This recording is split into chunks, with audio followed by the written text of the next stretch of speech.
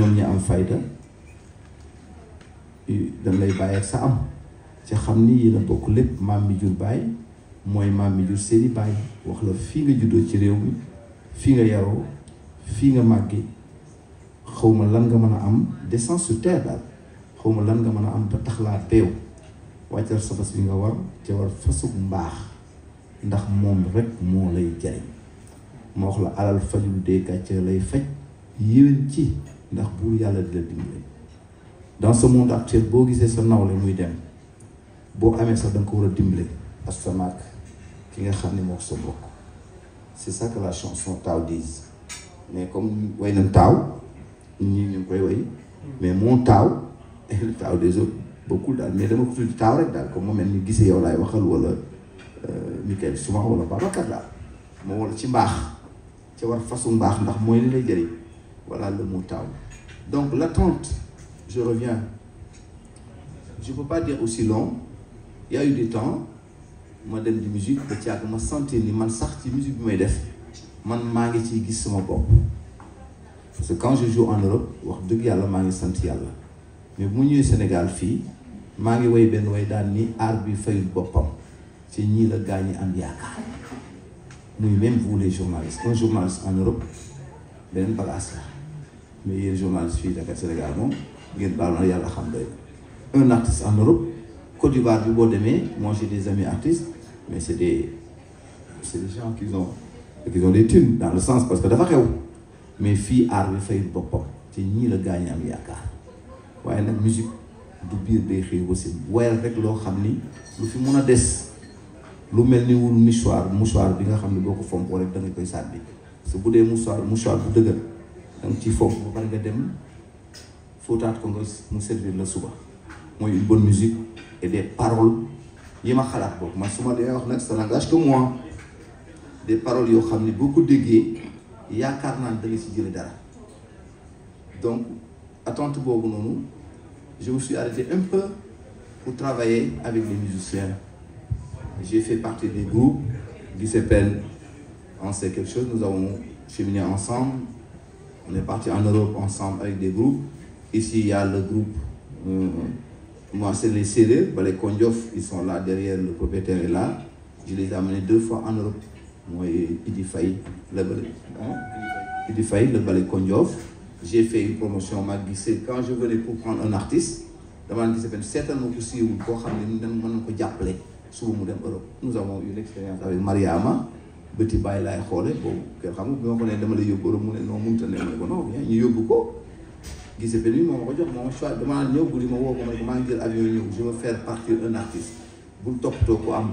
ku man na mën a woy wala mu mën li muy def moi je fais la promotion ma jaay ko tubaab yi effectivement mu ne ma jël diw kii temps yi kii ma jël ko j'ai fait partir beaucoup de musiciens fii que ça soit Fallou Dieng Aline Kassé yëpp j'ai été promoteur parce que boobu man sentir naa ne war naa leen jàppale ñu nii parce que aar bi ñuy def ndax xool asamaan jarul buuxante boo defee nii rek seen ko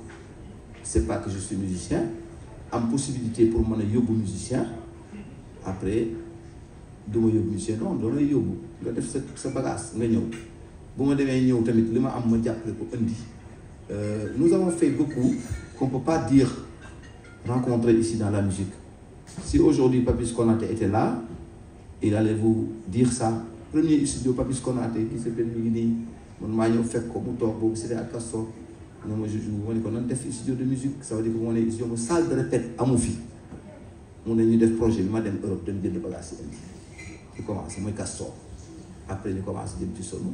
ba aujourd'hui yàlla dimbali ci kii donc la musique moi je veux donner je peux pas dire que j'ai donné ou j'ai tout donné déedéet joxe guma dara aujourd'hui que je suis là dafa mel ni maa ngi doog a commencer musique bi léegi beneen question bi mujj pour ne pas trop tenir le premier journaliste qui m'a demandé mooy que effectivement j'ai fait un arrêt pour faire des recherches ndax ñun suñu art bi dafa bari doole mais au fond il faut aller au fond pour voir quand je dis aller au fond mooy jëlaat revisiter autant que moi ce qui était là avant vous allez mu ngi moom ngeen dégg ci Massane Cissé bi ngeen dégg ci way yoo xam ne dafa yàggoon muy way nostalgique koo ko way rek woyoo ko de jëkkoo ko way même ba ci way yëpp moi j'ai vu même boo dikkee boo demee fii ne lekk nga ci ndam lii bi nga noppee nga ko defal nga ko ba yóbbu xam naa la ba man naa bind ci yow jonga may kumba beeyoo jongam mu ma leen ko woowee ngeen ma Thione Seck c'est pas lui créé ko de njàq Seck ca kaw la Seck jàq moo ko woyoon autant mais ki ko génne ba mu siiw nga ni Thione Seck moo ko woy il l'a popularisé ci woy yooyu ñi ngi fi boo demee ci Aminata Fall moom laay wayaat fi léegi neen kan fooree ji ñu sa siin c'est pas Aminata Fall moo ko woyoon mais moo génne voix ba def ko xaar may jëlaat ko def ko aya bimbam jógee Fatuma se ko ngay Lumbur Malick parce que daf ko jël ndakaarisé ko comme nga waxee jël ko def ko ci lébu jógee Fatuma sa Seck kuma ngay Lumbur Malick buur ba day sangu ngay bimbam aya bimbam dem ba war a ndoor mais c'est pas comme ça ka ko woy nekkul woon fii sax en 1957 dana woy boobu après la Saint-Louisienne jëlaat ko ñu doog wayaat ko fii nii bu ngeen xoolee ci archive da ngeen ko gis et donc ci loolu recherche yooyu man laa def ba génne tuuti ci lanu woyoo léegi nag boole kook samay composition nouvelle loolu rek moo indi woon taxaw bi tuuti continuer comme laa di gisee pen nag la nga jot a am ci musique tuuti nga investir ci leneen dans l'industrie dans la mode dans beaucoup de choses voilà mon cher. Oui. Sira Touré. Le micro. xalamu sénégalais di ko fa joué ci Japon ma woy fa woy ci xalam joué wuñu ndënd mais ils avaient des djembé kung ak talking drum mooy tama bu mag bi laa ak ci c'était des japonais ma dem foofu benn panel ñu joué xalam j'ai dit man ñun boo demee ba gis John Hine bu la déglu ñaari corde rek nga nelaw donc loo mën a guitare la bay taxaw si kaw guitare bi tubaab yi la ko tax boo joué batterie ba nga xam ne naaw nga bu benn waay ne bak xale bu ndaw nga waaw mais ñun li ñu am muy suñu patrimoine man moom laa bëgg valoriser certes que je joue avec la batterie je joue avec les claviers je joue avec d'autres instruments la guitare mais bu ma nekkee Europe boo ma dikkee fekk sama concert da nga naan kii xanaa benn dof la bu jógee Sénégal je m'habille même pas comme ça bu africain laay def à l'africain donc ici au Sénégal j'ai joué avec je peux dire les plus grands musiciens du Sénégal j'étais avec les compositions de ma musique c'était Habib Faye yàlla na ko yàlla yërëm ci yeexal ñu Cheikh Tidiane Tall ñooy sama musiciens fii les Dembel Diop j'ai travaillé avec beaucoup de musiciens mais toujours suma authenticité musique toujours fu ma mës a digg tamit def naa ci xalam wala ma def ci guitare wala ma wax def naa ci xalam wala ma def ci kora xëy na mënoo jël instrument parce que fii boo demee jël ay kora gi gars yi na wax kii daal moom mais il faut nga jàmbal leen ci dinki rek gars yi fecc mais moi loolu mooy marimba bi bu géeyee bu ci amul rek gars yi duñ mën a fecc mais pourtant en Europe boo nekkee di marimba bu yàggee sax ñu ne kii c'est les instruments traduits modernes et de travailler sur la musique travailler sur les paroles donc je vous donne l'exemple nous on n'est pas le Mali n'est pas meilleur que nous les musiciens du Mali tey boo déggoon léegi Ari Farkha Touré mënoo am datam 2 ans da ngay bindu kii xam na li may wax boo demee léegi Naya wala nga dem Oumou Sangaré ci pourtant ils ont les ngoni les kii mais mënoo am datam boo ko waxee décembre bi mun na xanaa décembre 2 ñu jéem a xool donc man si foofu laa nekk mënu ma fi nekk nag yóbbu fa sama bopp c'est avec vous avec les Sénégalais mais Sénégalais là dinaa fi musique du Sénégal bu ma demee Europe tamit jéem a fexe musique du Sénégal ci Europe voilà moi ici côté recherche sonorité ak genre de musique que je fais merci. C'est de ça que nous attendons de nos artistes hein? Parce que la guitare nous ne l'avons pas inventée, la batterie nous ne l'avons pas inventée. Nous avons nos instruments traditionnels et si comme il l'a dit les Maliens ou les Ivoiriens etc. Le Nigeria j'en parle pas parce qu'un pays de plus de 100 millions d'habitants peut se permettre au moins d'avoir un marché. Mais au Sénégal, pour 18 millions d'habitants, nous n'avons pas de marché. Et c'est ce qui pose problème. Le marché, il se trouve où? Il se trouve à l'étranger. À l'étranger, qu'est-ce qu'il faut porter? Il faut porter ce qu'ils ont déjà et qu'on ne fera jamais mieux qu'eux, est-ce que ça servirait à quelque chose d'autre? C'est ça le problème. Donc il faut que Babacar est là, il est témoin. Chez Taladjan, cantine B224, dans les années 90, 95, etc., une cassette de Aline Baïder qui sort aujourd'hui est capable de vendre 20 000 le même jour. Mais aujourd'hui, d'ailleurs, les supports ont même disparu. On ne trouve maintenant plus de CD, de cassettes, de clés USB. Parce que tu ne peux pas en vendre au-delà de 500. C'est quoi le problème? Le problème, c'est un problème de marché. Et le marché, il se trouve maintenant à l'extérieur. Et ceci, je dirais encore félicitations à Abou Aou, qu'il a compris très tôt. Parce qu'aujourd'hui, c'est l'un des rares artistes, peut-être moins connus que les autres, mais que tu trouveras dans Apple, dans Amazon, dans Deezer, ces produits. Et c'est extraordinaire, ça, il a compris. Vous voyez. Et que, donc, c'est aussi le lieu d'inciter à ce que les artistes se retrouvent non seulement dans la recherche, en utilisant ce que nous avons, ce que nous pouvons vendre. Parce que si les Européens aujourd'hui, on voit les Sophie Sabar, on voit comment des gens comme l'anglais là qui joue du Sabar, etc., les Japonais qui viennent chercher sur nous, c'est que nous avons quelque chose. Et c'est ce quelque chose-là qu'on doit pouvoir au moins donner à l'extérieur. Donc encore, rien que pour ça, encore félicitations à vous. Mika. Voilà. L'album, je l'avais appelé Dimbaliko. Dimbaliko, pour moi, Dimbaliko. Jëf ju baax Yàlla lay fay, c'est pour ça que j'avais dit Dimbaliko. Dans cet album qu'on avait fait, il y avait des morceaux nostalgiques comme Kasak. Taguna Mbar Ndiaye, te fay Rak Mbaye Thioré, demoon naa ci toolu Baye Bour Ndiaye,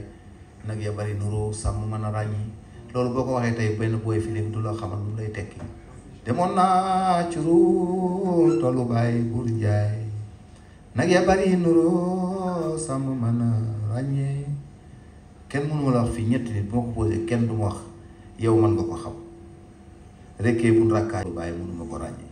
Ça c'était ça. Et loolu lañ war a jàng léegi par exemple je vous donne un exemple excusez-moi du terme jong presque yu kii amatul léegi lël bu njëkk 30 jours la daan duré ñuy bis mu ne ñu rey xar wut selbe man tas naa fi njulli benn njulli gudd 2 heures du matin ak papa mu jiital ko ci fii brioche doore bi nekk fee ma ne ko ba yow kii lii la njulli mu ne waaw ma ne ko fekk kii fu muy wuti mu ne ma day jënd glace ngeen baal ma rek ngeen baal ma ci terme bi nag booy parce que loolu dafa nekk loo xam ni de cosaan les rites et des couleurs nañ ko bañ a fàtte mënul ñàkk ci àdduna boo gisee tey jii nii way ni way man li ma bëgg mooy way boo xam ne dafay xaw delloo si tuuti sax ki baax ba noppi day sant yàlla ki nga xam ne naroon na def leneen mu déglu ko mu ne sax naa taxaw je reviens ndax lii bu ma fa jógee du baax ci sens boobu premier way boobu nga wax ni mu tuddoon album bi Dimbaliko aujourd'hui boo demee Sonatel ils ont pris ça depuis mon nom def comme di ko jaay ndax boo ko defee sa téléphone sax suma grand frère j'étais là avec le caisseur qui mangeait ici là le président du groupe parlementaire du PDS qui était là pour ngeen di toogoon moo toogoon foo di reer nee na ma sa way bi Lamine Thiam Mamadou Lamine Thiam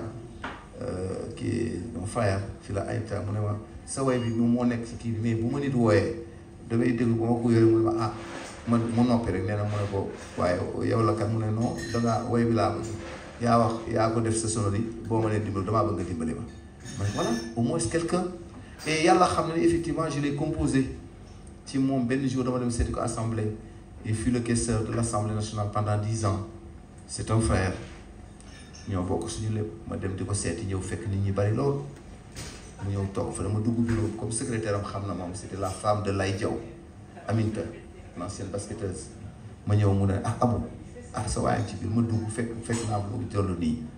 man ma dugg rek j'étais triste ma ñëw mu ne ko ba yow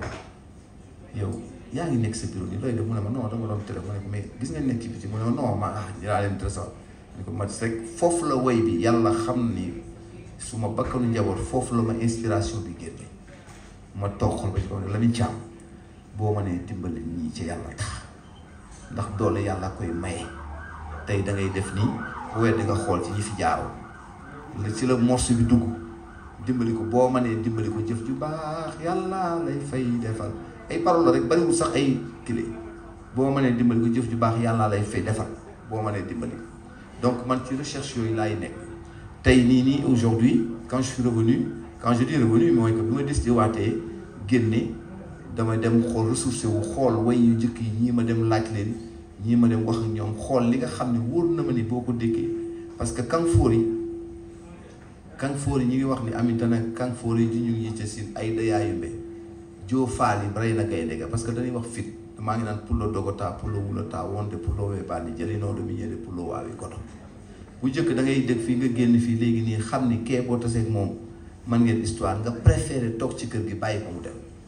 mais léegi da nga koy seet sax pour ngeen histoire ak quoi ça te sert ay problème kese donc voilà premier album bi mooy titre bi loolu la woon deuxième recherche bi ngay wax dama toog gëstu xool exactement pour ñu am loo xam ne bu ko nit déggee yàlla na ko neex bu mu jariñ ko man loolu laa ci seet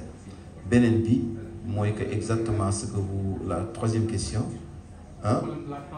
transmission bi entre les enfants entre ceux qui sont ici aujourd'hui je n'exclus pas un jeune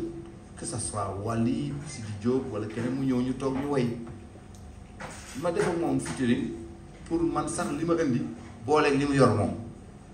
ñenn ñi déglu lee ñeneen ñi déglu lii mais tey damay jox benn exemple tey nii waykat yi ci bari mbappatuñu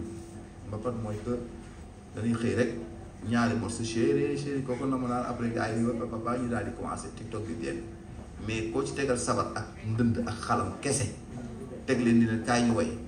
buñ woyee 20 minutes ku nekk jël say bagage loolu la ñu wax naan mbaar bëpp ak ba far man nag excusez-moi li may wax naan amul géwél amul géer je ne suis pas griot mais xam naa dans la culture parce que fii amul loolu ci way mais côté boobu noonu transition bi mun naa ne amul ñi fi nekkoon dans musique à chaque fois j'étais avec Fallou Dieng ici hier donc nous man dama gis ni vous êtes jeunes vous faites de la musique nous tous on est jeunes par exemple ni ñu âge bi ñu yor tey ñeneen ñi bi ñuy woy comme Fallou bi woy ak Nder ñi ngi mbalax ñun boobu ñun dañ daan dem di mbalax yi di fecc ba ñàkk si subi bi teg fee mais léegi tey man yow xam nga du ma la yóbbu waat ngay dem di fecc parce que léegi li nga man mooy dem rek toog ak sa soxna nga toog fenn déglu une musique ngay reer musique bi douce di daw ndànk nga koy déglu waaye bu la bëgg a mbalax loo bu la mayee paas sax doo dem donc ndaxte loolu laa leen wax ma ni yow vous avez grandi vous avez fait une musique pour nous ñun ñu dem léegi màgg yow da nga war a màggal sa musique dem ci jóg ci régie bi nga nekkoon dem ci régie bi nga xam ne moo tolloog ñun waaye boo bëggee rester ci régie mbalax bi booy ñoo la dàq mbalax man su may wax moom booy bu ngay bind ko ñoom ñëpp li naan koy waxee ki nga xam ne man je ne badine pas lu ma la bëgg a wax damay man leen fi ngeen doon musique il faut ngeen góorgóorlu liggéey loo xam ne lu leen mën a yóbbu surtout à l'extérieur parce que fii moom ci Sénégal ngeen baal ma rek ku fi yaakaar musique ah ñii fi ñëw de yàlla leen yàlla dimbali ñu fonk ñu ba def ci ñun dara fonk journaliste yi fonk musique bi fonk la culture parce que dëkk bu amul culture réew mu amul culture la culture fait partie de la vie. Je vais vous raconter une histoire boo xam ne Houphouët-Boigny il y a eu un temps Houphouët-Boigny boobu ñu on était plus jeunes ñu ne daf doon exiger rajo yi boobu nag rajo yi bariwul ak organe de presse yooyu c'était la radio nationale de la Côte d'Ivoire de midi 1h xaw ma repose ba 3h que de la musique. Je vous dis demandez, faites des recherches le président avait imposé les radios nationales les radios bi moo fa nekkoon comme rajo Côte d'Ivoire que bu kii nee na ndax parce que musique au moins loo mer boo déggee sax musique bu la neex da nga xaw soulagé wu tuuti kon une musique fait partie de la vie nanu fonk musique bi ñi fi nekk aussi nekk ak ñun nañu jàppale ci musique bi man ci sens boobu laay je fais nag une musique pour moi ak ceux qui veulent entendre ma musique yàlla na leen neex voilà transition bi moom loolu rek la jóge fii teg fii nekkoon na di def ay pamparira ay yooyu mais après ñu dem jéggi kii léegi bàyyi loolu jëm ci leen ñu ngi def 12 titres yoo xam ni nous l'avons fait dans un studio boo xam ne fait pour kii parce que looy def rek da ngay bëgg bu baax lépp a baax waaye ñun on s'est déplacé ba dem ba Saint-Louis je ne l'ai pas fait en Europe on est allé à Saint-Louis ci Bouba ñu def fa album bi donc mooy question bi li nga wax madame boo xoolee ci album musique bii di ñëw nii léegi nii way boo ci déglu rek am na lu mu lay jox mooy que ça veut dire que je suis nostalgique effectivement de la culture sénégalaise. da ngay dégg Samsamuna da ngay dégg jënd da ngay ci dégg wayu tukulóor bu lay rappeler dara toujours rek da nga ci gis loo xam ni ci benn morceau boo xam dana rappeler dara ba ci géej a ngalariire ndax ñu baree bari boo leen ne tey li laay woon géej a ngalariire géej a maajoor duñu xam lan la tekki même mun noon naa la ko décortiquer wax la lan la tekki lu booy boo ci woy rek day nekk nag wolof boo xam ni ça va pas être facile à écouter nga dégg ko mais boo ko comprendre rek daf lay yaakaar naa dala neex parce que loolu la man mes chansons dama ko bëgg toujours mu nekk luy xëy na nag dinaa woy ci mbëggeel woyee ko ma ci mais dama bëgg mu digle même xam moo ko woyee tamit xam nga ku dégg da nga xam li ma wax dëgg la ci mbëggeel dégg nga woy boo xam ni boo ko dégloo même booy togg añ xëy na mën na am nga bëggoon def dara sax xorom cin bi ba mu saf-saf nga ni noonu bu ma ko xorom tey mere naa waa ji mais naa ko xaw a tëral ndax àdduna du dara daal man loolu laa ko jëlee ma daal. merci. quand je dis je rappelle parce que Mansour Cissé moo commencé woy bi moo tax ma tuddee ko sax Mansour Cissé mais nit lay boo xam ni y a plusieurs sons et sonorités et yu différent que ku nekk la muy def ak lu mu doon def mooy kii yi titres yi noonu la te beneen bi taw bi may wax nii exactement mooy parce que damay yeddaate beneen bi dimbali ko bi laa jëlaat encore exactement mu nekkaat ci ma xam ne pour nit ñi jàppalante y a un morceau qu'on parle d'environnement day xew ci réew mi léegi nii y a un autre morceau qu'on parle d'éthique et éthique déontologie beneen morceau bi je parle de sàmm bay napp dunde sàmm bay napp dunde parce que autosuffisance alimentaire ni nga koy wax depuis très longtemps ci loolu doomu moo ci mën a génne parce que jënd jaayaat moom foog mu cher waaye defar jaay mën na bañ a cher ça c'est ma composition moo la waxee li ma coûté bu ma la ko jaayoon léegi nga mën ci lu bari ci man li ma coûté parce que maa ko dessiné maa ko créé démb ci guddi ñaw ko wax sama rak mu ñëw ko daal mais defal parce que ça ne va pas me coûter cher mais bu ma ko fekkoon damay dem jël ko léegi génne ko dama koy jaay day metti mooy beneen morceau bi mu ñu wax ci sàmm bay dundee beneen morceau bi nga xam ne moom benn morceau ñu ngi wax ci lël ci par exemple mooy dugg mbaar dugg ci mbaar doom góor génn mbaar mat góor parce que mbaar armée la woon bu njëkk boo duggee mbaar sa nga xam ne yéen a bokk lël ngay armée bu méttee métti boo xam ni mënu leen ñu ko fi jaarul mënuñu ko yëlee ñun ñi gën a nekk jeune suñuy waajur jaar nañu foofu bi ñu nekkee kii la donc xam nañu loolu lan mooy mbaar ci sa doomu ndeyu mbaar presque mook sa frère di nga bokkal ndey ak baay moom sax ngay gën a fonk mooy que ki nga xam ne moom nga bokkal lël parce que yéen a bokk benn temps boo xam ni dafa doy waar lool moo tax ma ni dugg ci mbaar doon góor génn mbaar mat góor néew ma ko duggul ci mbaar nekkoo góor de parce que on est dans un pays laïque ñii dañuy def nii ñi def mais dama ni dugg ci mbaar doon góor génn mbaar mat góor li war mooy fonk mbaar luy suñu cosaan mooy fonk mbaar loolu ci morceau yi la après ma way benn way boo xam dafa mel ni cax mooy def léeboon mooy que li may wax ni demoon naa curu tool bàyyi rekkee mun rakkaaju guy sàmbalaw bi may tel beneen morceau bi aussi on parle toujours rek ci toujours genre kasak la parce que bu njëkk lu ñuy wax taaxuraan dañ daan comme par exemple dañ lay gaaruwaale ci doo ci xam dara benn jour benn jigéen par exemple comme mbasaay doo mbasa man mi yorum seku du ma coowookum seku qu'est-ce que ça veut dire ça parce que y avait une dame qui l'avait attaqué di ko jéem a kii yooyu mu ne ko mbasaay doom mbasa mooy man du ma lu tontu ndax man mi yoru seku du ma soowookum seku ndax nee na dafa bàyyi benn jabar ci kër ga koo xam day wax rek mu ñëw yow nga nekk une femme nga di wax mu lay tontu man mi yor mu ne ko mbasaay doom mbasa waaw wallaay doom man mi yorum seku du may soowookum seku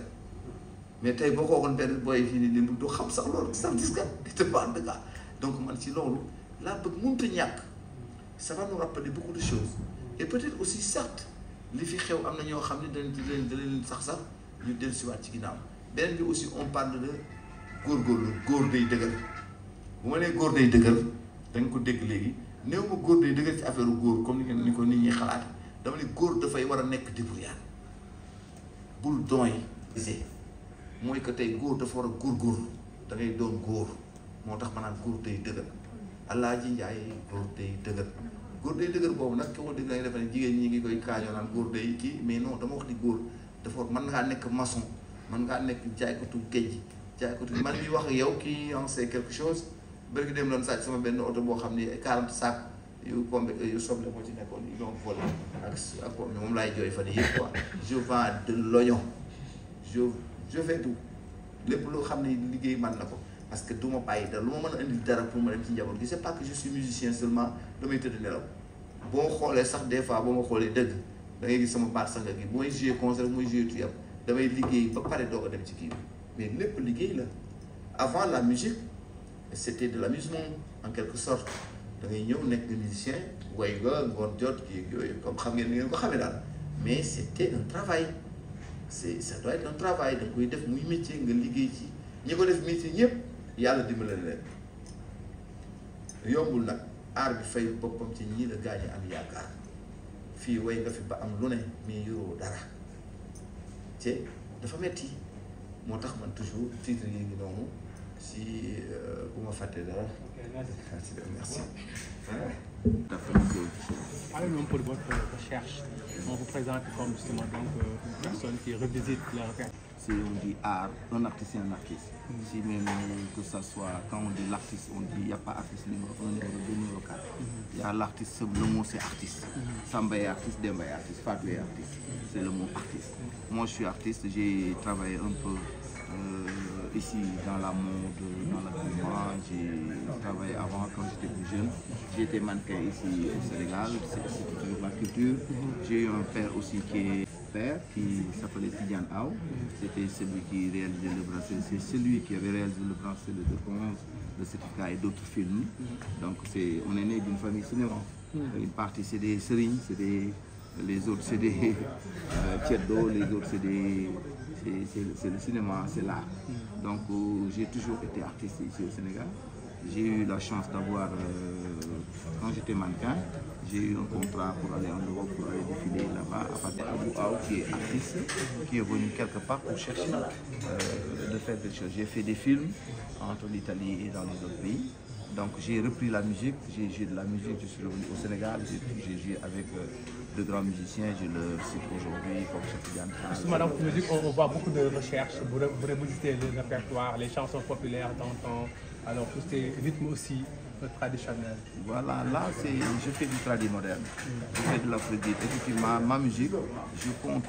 faire beaucoup de recherches dans la musique. Ça veut dire que nous avons beaucoup de musique ici au Sénégal. Nous avons beaucoup de chansons anciennes qui sont restées dans les villages, avec le peuple, que les gens ne font pas de recherche beaucoup pour sortir ce qu'il y avait avant. Et c'était beau. Donc nous avons vu de la musique, les anciennes et les anciens ont chanté une musique qui sont restées dans la mémoire des grands messieurs et des enfants. Les enfants d'aujourd'hui ne savent pas exactement. Quand je dis Guédian Galerie, c'est Laïbou effectivement qui l'avait chanté, mais ce n'était pas Laïbou au début. Quand je dis d'autres musiciens, eux aujourd'hui ils voient les chansons des Kassaks aussi. Des Kassaks, les chansons de Mbar, des Kassaks qui ont été chantées par d'autres musiciens qu'on ne connaît même pas, qu'on ne connaît même pas autant que moi. Et aujourd'hui, j'essaie de faire revivre cette musique, au moins que ça rentre un peu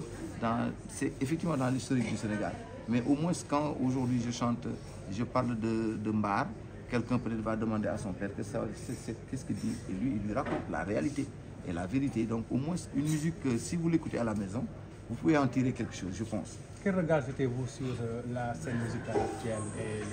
les productions qui sont proposées au Sénégal? Bon, là, ce que je regarde, ce que je vois aujourd'hui au Sénégal dans la musique, je sais que les artistes sont braves.